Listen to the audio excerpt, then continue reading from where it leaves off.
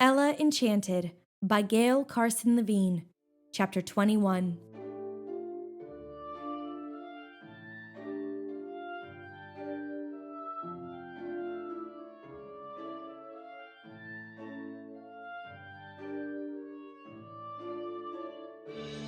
Father was open-mouthed in horror. "It's so romantic, Sir P." Mum Olga sighed, entwining her arm in his. His face changed, and he chucked her gently under the chin. "If it pleases you, my dear, my life, He looked wondering. my love." Olive climbed over my feet, trumpeting, "A real fairy!" She pushed her way to Lucinda. Well-wishers crowded around Father and Mum Olga, but few were so foolhardy as Olive. The fairy would soon be free to look about. I fled the room.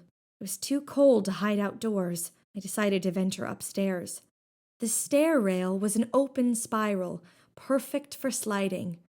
I resisted a mad impulse to take a ride. Into Lucinda's arms, no doubt. I heard her voice and ran up the stairs. On the landing, I opened a door and stepped into a dark corridor. Closing the door behind me, I sank down and leaned against it with my legs stretched out on marble tiles. Would Father be happier as a result of the gift? Had Lucinda finally given a present that would benefit its recipients? I tried to imagine their marriage. Would love blind Father to Mum Olga's shortcomings? There must have been footsteps, but I didn't hear them. The door opened behind me. I tumbled back and found myself staring up at CHAR. "Are you well?" He asked anxiously, kneeling next to me. I sat up and grabbed his sleeve, scrambling back into the hallway and pulling him with me. I shut the door behind us. "I'm fine." "Good." He stood up. I think he was grinning, but he may have been scowling. The corridor was too dim to tell. How would he explain my behavior? Why would he think I was hiding? I thought you were still patrolling the border. I didn't notice you at the wedding. "We returned this morning. I arrived here just in time to watch you dash up the stairs." He paused, perhaps waiting for me to explain. I didn't, and he was too polite to ask. "My father spent his boyhood here, He went on. before the new palace was built. He says there's a secret passage somewhere. It's rumored to start in one of the rooms on this story. Where does it lead? Supposedly to a tunnel under the moat. Father used to search for it. Shall we look? Would you like to? He sounded eager. If you don't mind missing the ball." I would love to miss the ball. I opened one of the doors in the corridor. Light flooded in, and I saw that CHAR couldn't have been scowling. He was smiling so happily that he reminded me of Apple. We were in a bedroom with an empty wardrobe and 2 large windows. We knocked on the walls, listening for a telltale hollow sound. We felt for hidden seams. We tested the floorboards, guessing at who might have used the passage and for what reasons. "To warn Frel of danger? CHAR suggested. To escape a mad fairy. To flee punishment?" To leave a boring cotillion. That was it. CHAR agreed. But whatever the reason for flight, the means remained hidden. We investigated each room less thoroughly than the one before, until our search became a stroll. We moved along the corridor, opening doors and poking our heads in. If any feature seemed promising, we investigated further. I thought of a silly explanation for my presence upstairs. "You've guessed why I shut myself up here," I said. "I have no idea." He opened a door. "Nothing worth examining. To avoid temptation." "What temptation?" He grinned, anticipating a joke. He was used to me. I would have to labor to surprise him. "Can't you guess?" He shook his head. "The temptation to slide down the stair rail, of course." He laughed, surprised after all. "And why were you lying down?" I wasn't lying down. I was sitting. "Pray tell, why were you sitting?" To pretend I was sliding down the stair rail. He laughed again. "You should have done it. I would have caught you at the bottom." The strains of an orchestra wafted up to us, a slow Allemande. The corridor we were in ended in a back stair, surrounded by doors that opened on more corridors, all more or less alike. If we're not careful, we'll go down this one again. Char said. They're all the same. Hansel and Gretel had pebbles and breadcrumbs to show them the way. We have nothing. We have more than they did. They were impoverished. There must be something. He looked down at himself, then tugged at an ivory button on his doublet until it came off in his hand. A bit of striped silk undergarment peeked out. I watched in amazement as he placed the button on the tiles a foot within the hallway we had just left. That will mark our progress. He chuckled. I'm destroying my dignity without sliding down anything. After we investigated 6 corridors without finding the secret passage, and after all of Char's buttons were gone, we climbed the back staircase. It ended in an outdoor passage to a tower. We rushed across, facing into a bitter wind. The tower room had once been an indoor garden, with small trees and wooden pots. I perched on a stone bench. It was chilly, but we were out of the wind. "Do the king's gardeners come here?" I asked. "Are the trees dead?" I don't know. Char was staring at the bench. Stand up. I obeyed, of course. He pushed at the seat with his foot, and it moved. This lifts off. He exclaimed. "Probably only garden tools," I said, while we lifted it together.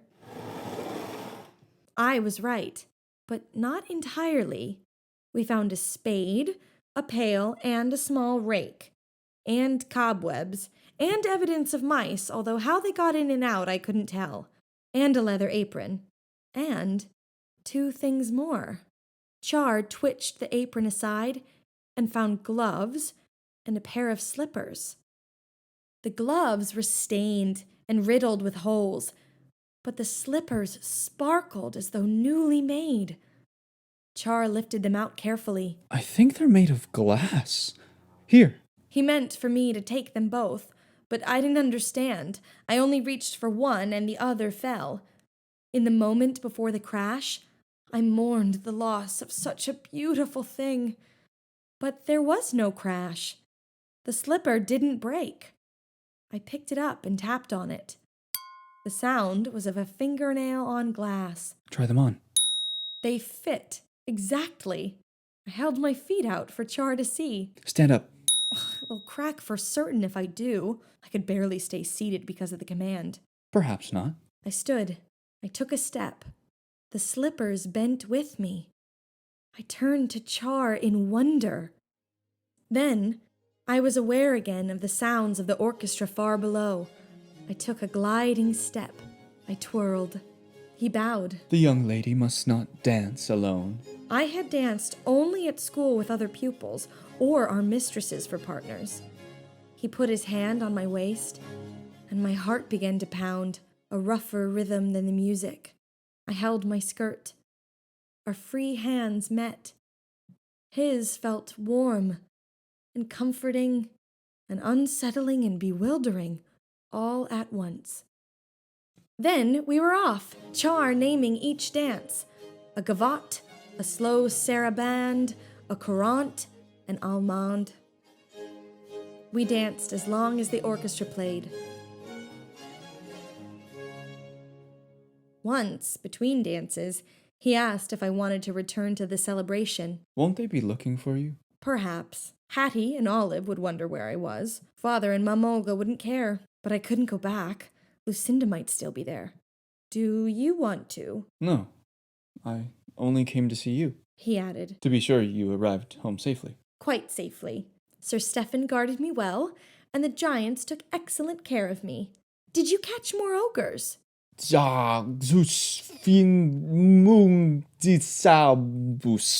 Yes, and they were delicious.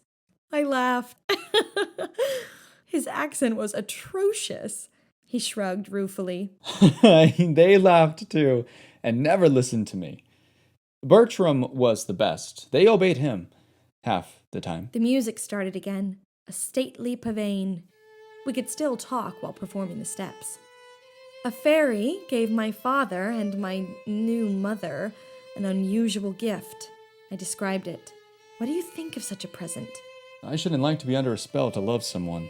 Thinking of father's scheme to marry me off, I said, sometimes people are forced into wedlock.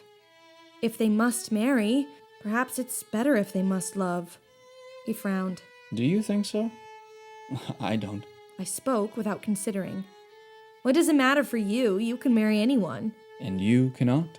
I blushed, furious with myself for almost giving the curse away. I suppose I can, I muttered. We're both too young to marry, in any case. Are we? He grinned. I'm older than you are. I am, then, I said defiantly. And the fairy's gift was horrid. I would hate to have to love someone. I agree. Love shouldn't be dictated. Nothing should be dictated. An idiotic remark to a future king, but I was thinking of Lucinda. He answered seriously. As little as possible. When the orchestra finished, we sat together on the bench and watched the sky darken slowly. Sometimes we talked, and sometimes we were silent. He told me more about hunting for ogres. Then he said he was leaving, again, in 2 days, to spend a year in the court of Eortha. A year! I knew that the future rulers of Eortha and Kyria always spent long periods in each other's courts. The practice had preserved peace for 200 years. But why now? He smiled at my dismay. Father says it's time. I'll write to you. You shall know all my doings. Will you write to me in return? Yes, but I'll have no doings, or few. I shall invent, and you'll have to decide what is real. The noise of horses and carriage wheels reached us from below, signifying the end of the celebration. I went to a window and looked down. Father and Mum Olga were saying farewell to their guests, while Hattie and Olive stood by. Lucinda was at Mum Olga's side. The fairy's still here, I said, standing at the bride's side. Char joined me. Perhaps she means to monitor the effects of her gift. Would she? Do you think so? I don't know. He saw my face. I can tell her to go. She would hardly like a prince for an enemy. Don't. A prince would trouble Lucinda not a whit, and a squirrel prince would trouble her even less. Let's just watch. After several more guests departed, Lucinda kissed Father and Mum Olga on the forehead. Then she raised her arms and lifted her head to the twilight sky. For a terrifying moment, I thought she saw me.